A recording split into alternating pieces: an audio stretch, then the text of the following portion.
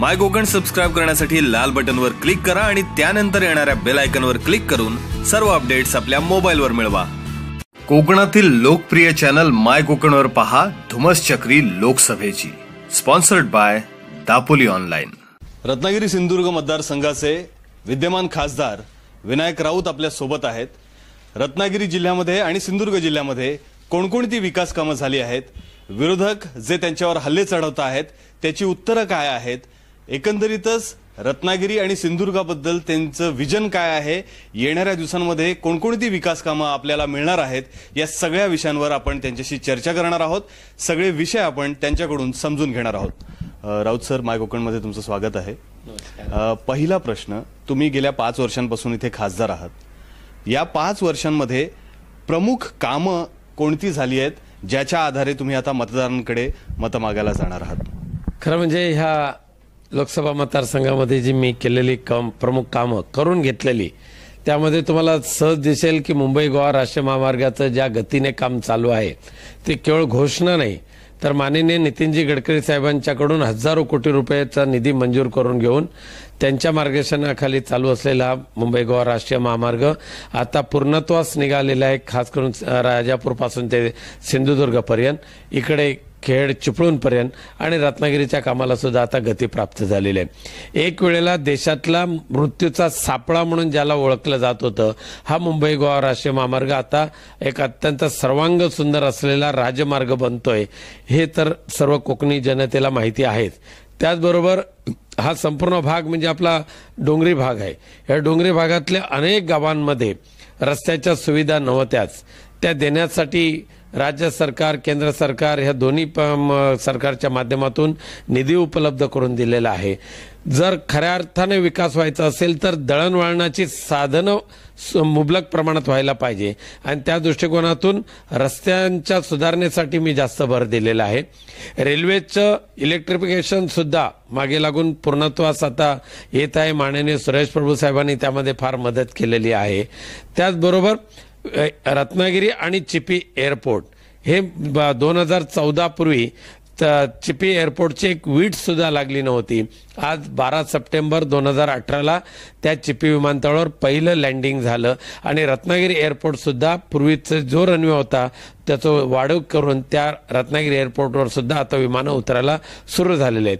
हवाई वाहतूक लवकरच सुरू होईल, पण त्याचबरोबर रेल्वेचं दुपदरीकरण करण्यासाठी सुद्धा मी जवळजवळ ह्या कोकण रेल्वेला भारतीय रेल्वेने निधीची तरतूद करावी अशा पद्धतीची मागणी केलेली आहे. आणि दिवसेदिवस वाढत चालणारी गर्दी पाहता दुपदरीकरण करण्याची आवश्यकता आहे आणि त्या दृष्टीने प्रयत्न चालू आहेत. त्यामुळे ह्या मतदारसंघाचा विकासाच्या दृष्टीने जर आता प्रयत्न केला तर 3500 फूट उंचीवर असलेला जो माचाळ गाव आहे हा सुद्धा मुख्य प्रवाहामध्ये येतोय, त्याला रस्त्याने जोडलं जाते.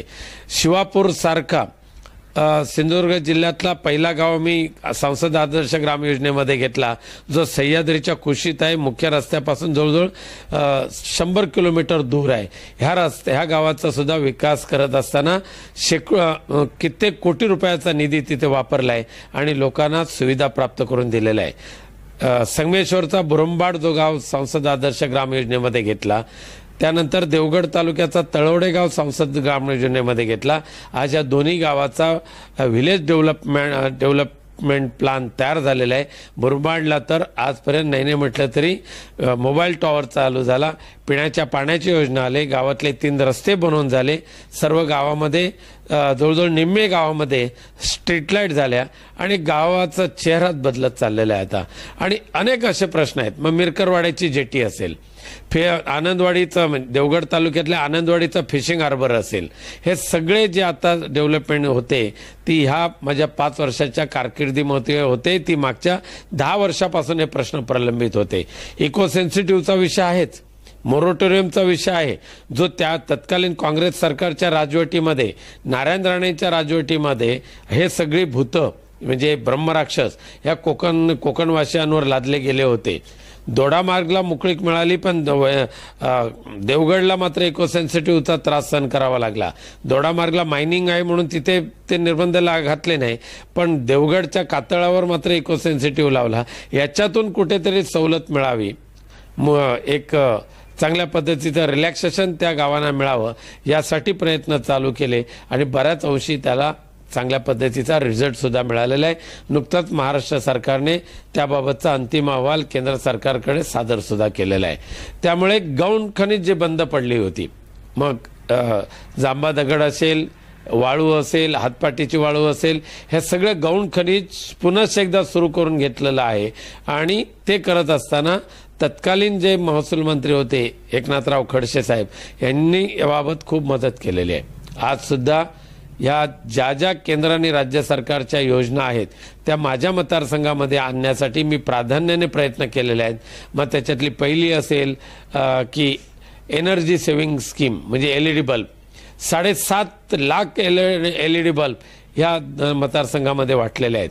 आज मोबाईल टॉवर सिंधुदुर्गमध्ये 104 आणि ह्या रत्नागिरीमध्ये जवळजवळ 67 एवढे मोबाईल टॉवर्स मंजूर करून घेतले. त्यापैकी सिंधुदुर्गमध्ये 32 चालू झाले आणि या ठिकाणी सुद्धा जवळजवळ 25च्या आसपास चालू झालेले आहेत. बाकीच्या सगळे प्रगतीपथावर आहेत. अशा पद्धतीचं हे दळणवळणाचं नेटवर्किंग, वाहतुकीची सर्व सोयीसुविधा, पाण्याची उपलब्धता, नरडवे धरण, अरुणा प्रकल्प ह्यांना सुद्धा हजारो कोटी रुपये मंजूर करून घेतला. त्यानंतर मध्यम पाटबंधारे प्रकल्प आहेत ते सुद्धा आता मंजुरीच्या प्रतीक्षेमध्ये आहेत.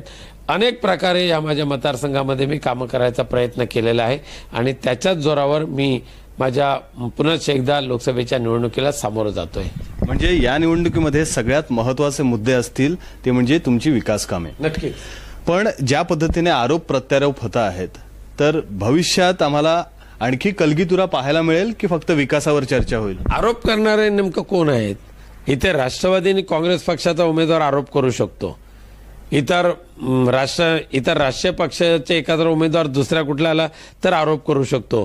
पण ज्या पक्षाचं नावनिशाणी नाही आहे अशा पक्षाचा एखादा उमेदवार उभा राहतो आणि बेतालपणे वक्तव्य करतो आणि कशा पद्धतीने करतो हे या कोकण भूमीतल्या लोकांनी ऐकलेलं आहे. मला त्या आरोपाला बिलकुल त्यांना महत्त्व द्यायचं नाही. पण ज्याने आपल्या खासदारकीच्या कारकिर्दीमध्ये स्वतःचा खासदार निधी सुद्धा वापरला नाही, त्याच्या कारकिर्दीतलं सुद्धा 2,32,00,000 रुपये मी स्वतः वापरलेले आहेत. आता त्याला माझ्यावर आरोप करायचा नैतिक अधिकारच आहे कुठे? आपण गेल्या काही दिवसांपासून बघतोय की तुमच्या शिक्षणाबद्दल खूप चर्चा होते आहे. तुमचं शिक्षण किती आहे? तर नक्की तुम्ही सांगाल आमच्या प्रेक्षकांना, मतदारांना, तुमचं शिक्षण नक्की किती आहे? तुम्ही कधी कधी SSC मध्ये आलात, MA केलात आम्ही ऐकलंय, तर नक्की काय आहे ते आम्हाला सांगा. मी आता ॲफिडेव्हिट जे सादर केलेलं आहे त्याच्यामध्ये माझं पूर्ण शिक्षण आहे. एक लक्षात घ्या, रात्र शाळेमध्ये शिकून मी SSC पास झालो. त्यानंतर नोकरी करता करता टिळक विद्यापीठाच्या माध्यमातून मी BA झालो. त्यानंतर मुंबई विद्यापीठाचं बाह्य शिक्षण ज्याला डिस्टन्स एज्युकेशन डिपार्टमेंट आहेत त्या डिपार्टमेंटच्या माध्यमातून मी राज्यशास्त्र घेऊन MA झालो. आता ज्यांनी विकतची पदवी घेतली त्यांना आणि शिक्षणाचं नावनिशाणी जरी म्हणजे नावाच्या समोर लिहिण्यासाठी जर डॉक्टर असलं तर ती डॉक्टरेट कशी मिळवली याचा सुद्धा एकदा आम्ही मागच्या निवडणुकीला खुलासा केला होता. पण शिक्षण किती घेतलं त्यापेक्षा शिक्षण काय घेतलं ह्याला महत्त्वाचं आहे. आमचं शिक्षण हे सुसंस्कारित शिक्षण आहे आणि समोरचा जो कोण उमेदवार नाचतोय त्याच्याकडे विकृती असलेलं शिक्षण आहे. आणखी एक महत्त्वाचा मुद्दा नाणारचा, जो खूप गाजला कोकणामध्ये. नाणारच्या विषयावर शिवसेनेची थोडी गोची झाली असं तुम्हाला वाटतं? अजिबात नाही. उलट शिवसेना पक्षप्रमुख माननीय उद्धवजी ठाकरे साहेबांनी जो शब्द त्या रिफायनरीग्रस्त गावांना दिला तो पूर्ण करण्याचं एकमेव महत्त्वाचं काम शिवसेना पक्षप्रमुख माननीय उद्धवजी ठाकरे साहेबांनी दिलेलं आहे. आणि त्याच्यासाठी दोन पक्षाच्या युती ज्या वेळेला होत होती त्यावेळेला युतीच्या चर्चेमध्ये महत्त्वाचा मुद्दा नाणार रिफायनरी ठेवला. देशाच्या इतिहासामध्ये पहिला हा प्रसंग असेल की शिवसेना पक्षप्रमुखांनी राष्ट्रीय स्तरावरच्या चर्चेमध्ये रिफायनरी रद्दचा मुद्दा ठेवला आणि तो पूर्ण करून घेतला. शिवसेना पूर्णपणे लोकांना दिलेल्या शब्दाचं पालन करायला यशस्वी ठरलेली आहे. नाणार प्रकल्पाबद्दल असं म्हटलं जात आहे की पुन्हा एकदा कोकणामध्ये कुठे होणार आहे. तर जर समजा कोकणामध्ये आणखी कुठे जागा जर बघितली गेली तर तुमचा त्याला समर्थन असेल का, तुमच्या पक्षाचं समर्थन असेल? शिवसेना पक्षप्रमुख उद्धवजींनी याच्यापूर्वी स्पष्ट केलेलं आहे, ज्या लोकांना हवं असेल त्यांनी तो बिनधास्त घ्यावा, तिथे काही हरकत घेण्याचं कारणच नाहीये. पण त्याच्यातून होणारे जे प्रदूषणाचे दुष्परिणाम याचा सुद्धा गांभीर्याने विचार करण्याची गरज आहे. त्यामुळे ज्या ज्या लोकांना हवं असेल त्यांनी केवळ त्या अवॉर्डवर लक्ष न ठेवता त्याचे दुष्परिणाम ज्या पद्धतीने त्या मुंबईच्या माहोलमध्ये होत आहेत. IITने जो आता रिपोर्ट हायकोर्टाला सादर केलेला आहे आणि हायकोर्टाने जे आदेश दिलेले आहेत की त्या सर्व लोकांचं पुनर्वसन दुसरीकडे करा. दररोज अनेक प्रकारच्या रोगांना सामोरे जाणारी ती वस्ती आज बेजार झालेली आहे आणि रस्त्यावर उतरून आंदोलन करते. याचा सुद्धा अभ्यास करण्याची गरज आहे. जैतापूर अणुऊर्जा प्रकल्प सुद्धा गेल्या अनेक वर्षांपासून वादग्रस्त ठरला आहे.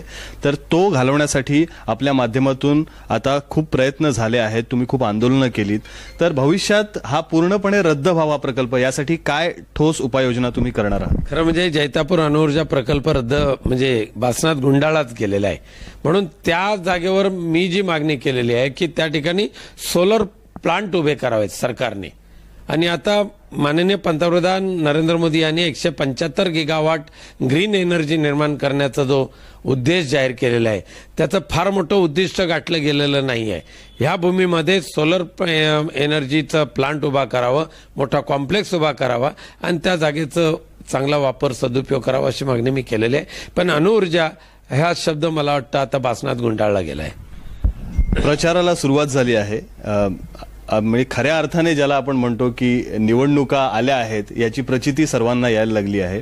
तर तुम्ही गेल्या 2-3 दिवसांपासून एकदम जोमाने प्रचार करताय. संगमेश्वरमध्ये गेलात, चिपळूणमध्ये गेलात, रत्नागिरीमध्ये.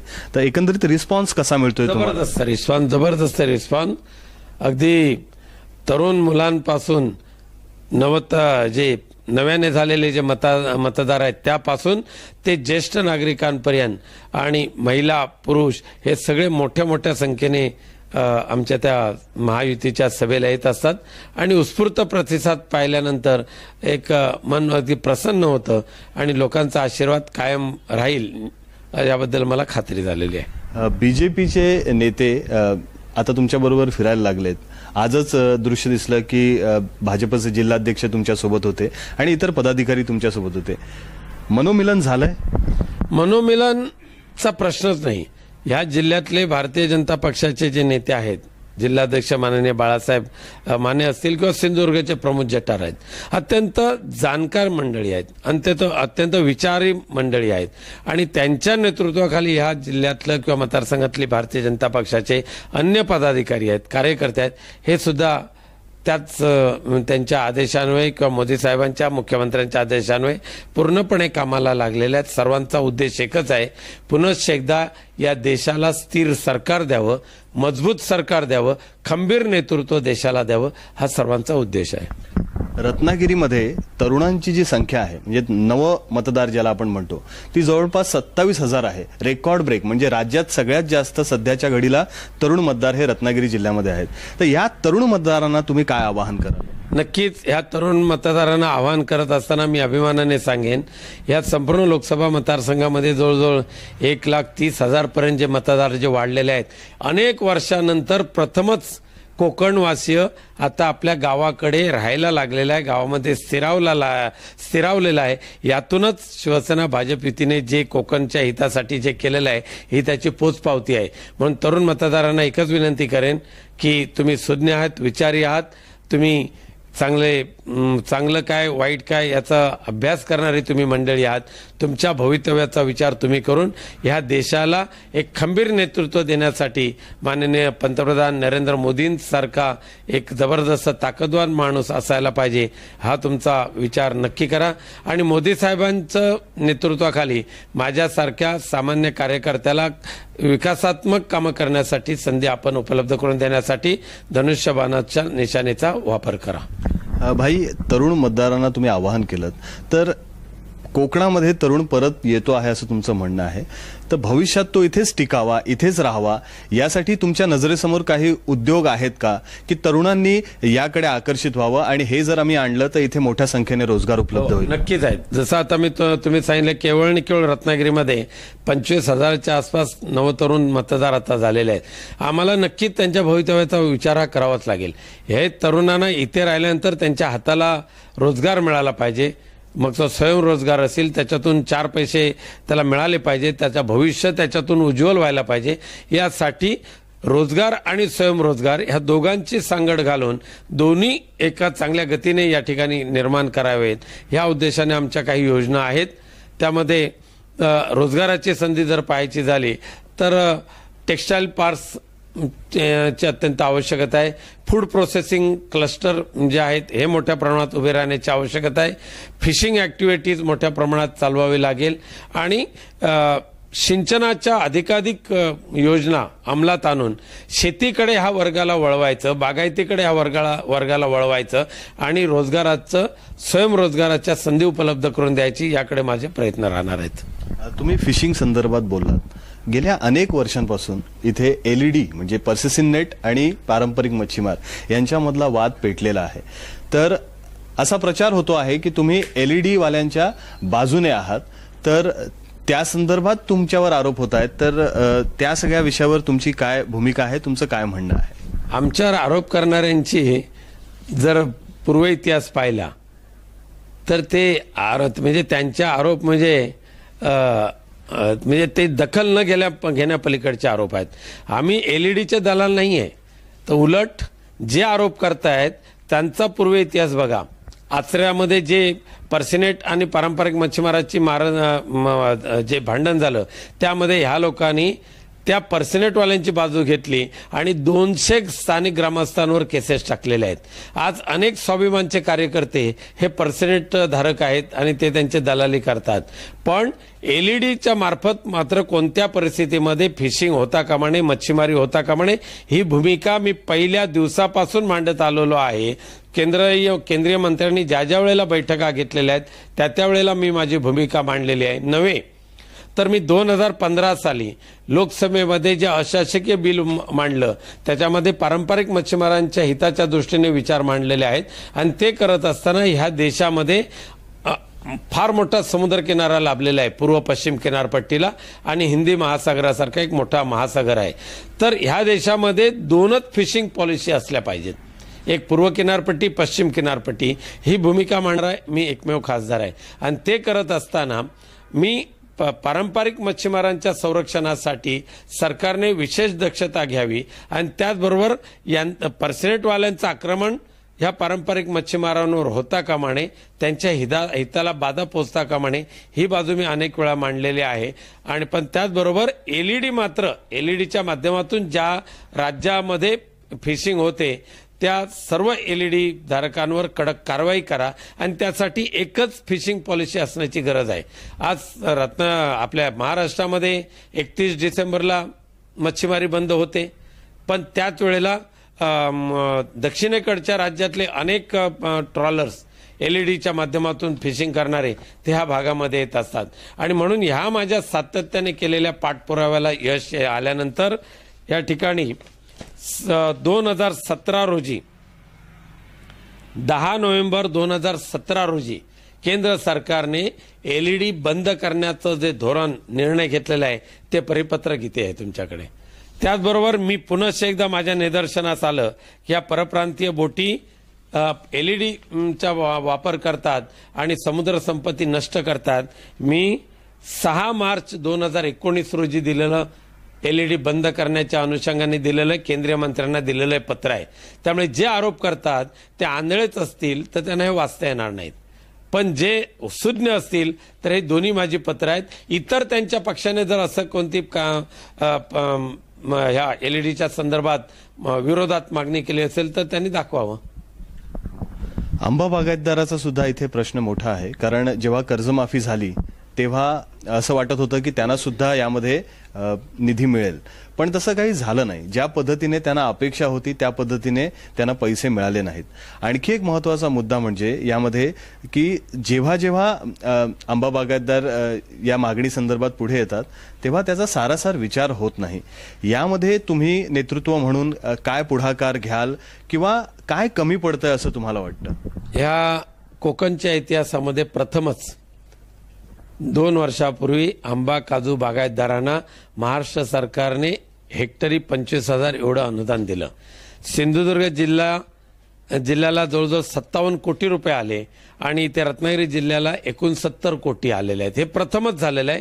याच्या पूर्वीच्या कोणत्याही राजवटीने दिलेलं नाही आणि बऱ्यापैकी त्याचं वाटप सुद्धा झालेलं आहे. जवळजवळ 70% रकमेचं वाटप सुद्धा झालेलं आहे. दुर्दैवाने सातबारावरचे जे काय अडचणी असतात त्याच्यामुळे राहिले.